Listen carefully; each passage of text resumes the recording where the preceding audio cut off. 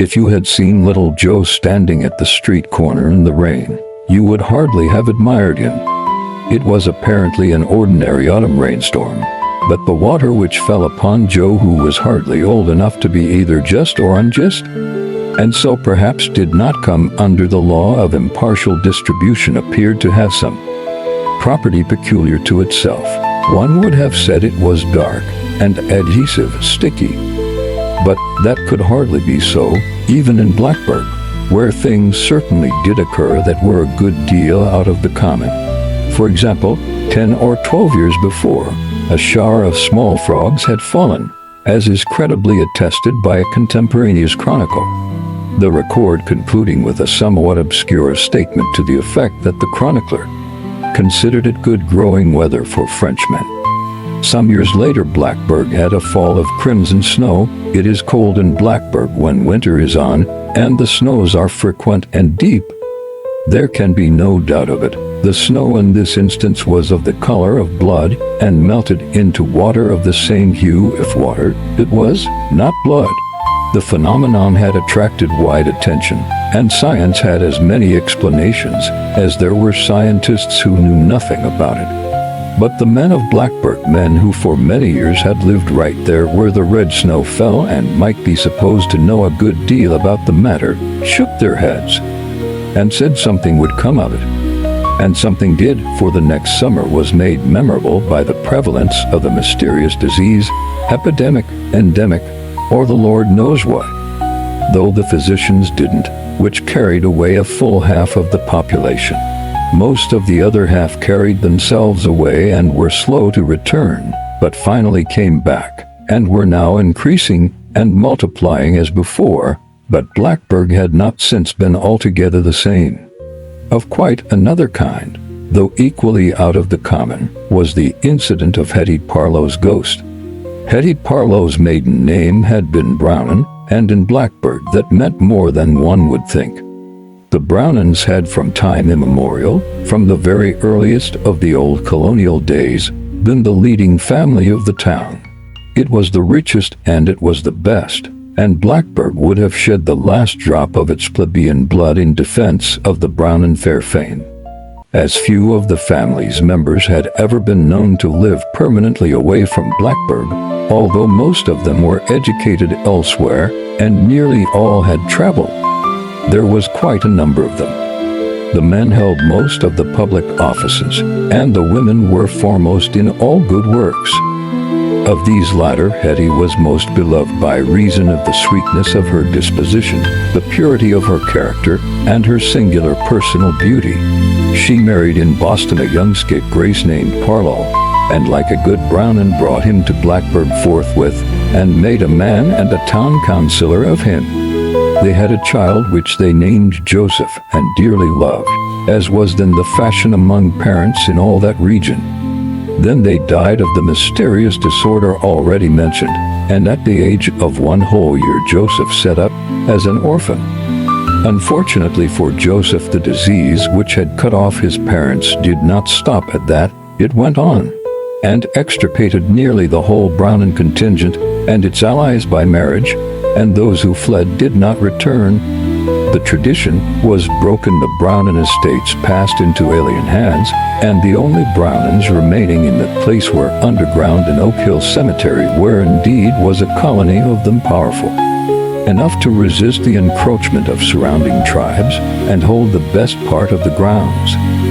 But about the ghost, one night about 3 years after the death of Hetty Parlow, a number of the young people of Blackburg were passing Oak Hill Cemetery in a wagon. If you have been there, you will remember that the road to Greenton runs alongside it on the south.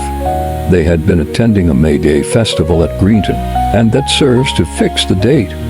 Altogether there may have been a dozen, and a jolly party they were, considering the legacy of gloom left by the town's recent somber experiences. As they passed the cemetery, the man driving suddenly reined in his team with an exclamation of surprise. It was sufficiently surprising, no doubt, for just ahead, and almost at the roadside, though inside the cemetery, stood the ghost of Hetty Parlow.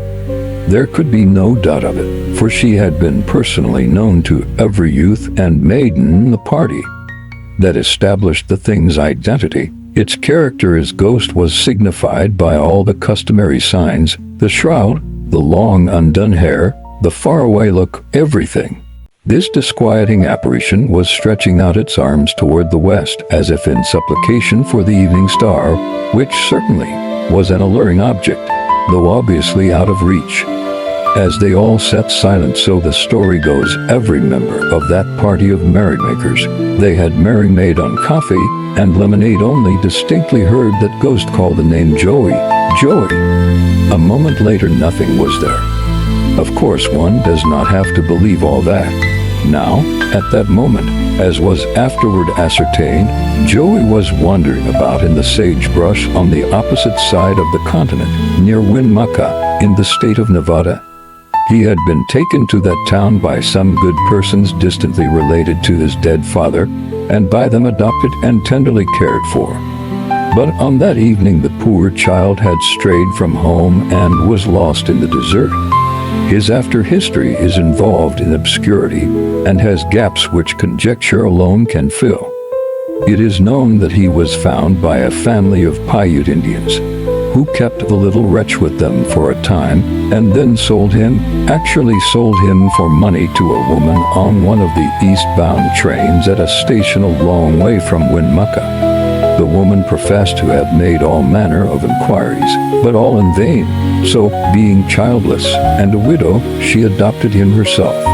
At this point of his career Joe seemed to be getting a long way from the condition of orphanage.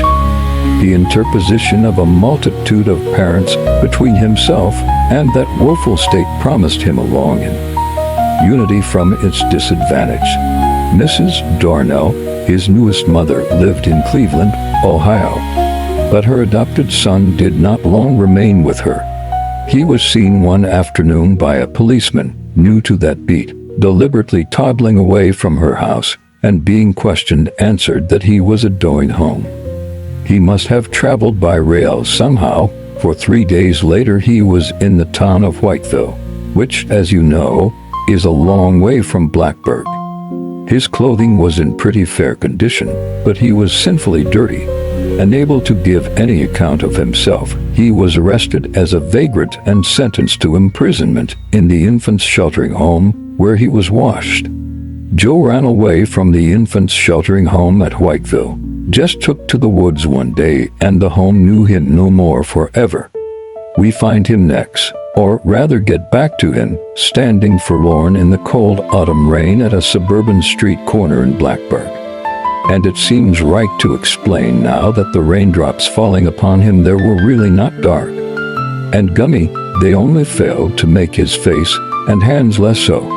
Joe was indeed fearfully and wonderfully besmirched, as by the hand of an artist. And the forlorn little tramp had no shoes, his feet were bare, red, and swollen, and when he walked he limped with both legs. As to clothing, you would hardly have had the skill to name any single garment that he wore, or say by what magic he kept it upon him. That he was cold all over and all through did not admit of a doubt, he knew it himself. Anyone would have been cold there that evening, but, for that reason, no one else was there. How Joe came to be there himself, he could not for the flickering little life of him have told, even if gifted with a vocabulary exceeding 100 words. From the way he stared about him one could have seen that he had not the faintest notion of where nor why he was. Yet he was not altogether a fool in his day and generation, being cold and hungry, and still able to walk a little by bending his knees very much indeed and putting his feet down toes first. He decided to enter one of the houses which flanked the street at long intervals and looked so bright and warm. But when he attempted to act upon that very sensible decision, a burly dog came browsing out and disputed his right. Inexpressibly frightened, and believing, no doubt with some reason too, that brutes without meant brutality within, he hobbled away from all the houses, and with gray, wet fields to right of him, and gray, wet fields to left of him, with the rain half blinding him, and the night coming in mist and Darkness held his way along the road that leads to Greenton.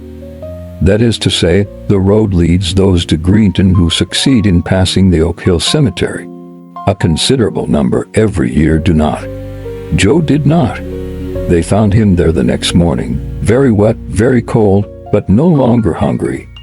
He had apparently entered the cemetery gate, hoping perhaps that it led to a house where there was no dog, and gone blundering about in the darkness, falling over many a grave, no doubt, until he had tired of it all and given up.